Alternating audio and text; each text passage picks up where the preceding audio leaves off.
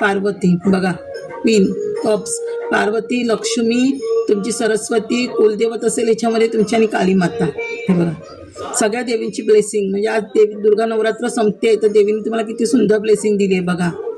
4 देवी आलेत नवरात्रीच्या. बघा देवी एवढी सुंदर ब्लेसिंग देते तुम्हाला.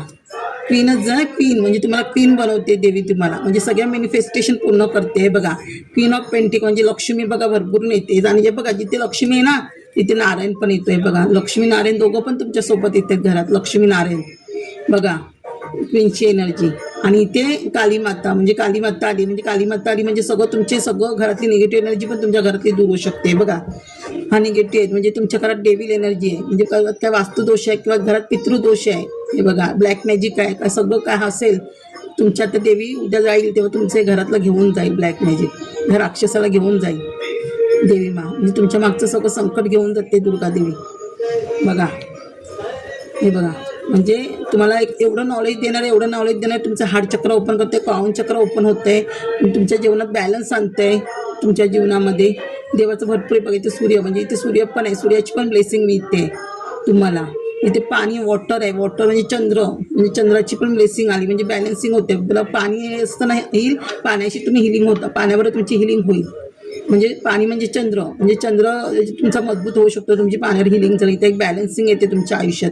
तुम्ही बॅलन्स होत आहे, सगळं तुम्ही व्यवस्थित सांभाळणार. नोकरी, जॉब, बिझनेस की म्हणजे हे देवाचं हे तुम्ही एक हिलिंग प्रोसेस असू शकता. हे बघा कनेक्ट करता, म्हणजे तुम्ही कोणाशी तुम्ही कोणावर हिलिंग प्रोसेस करू शकता, तुम्ही कोणाला हिल करू शकता.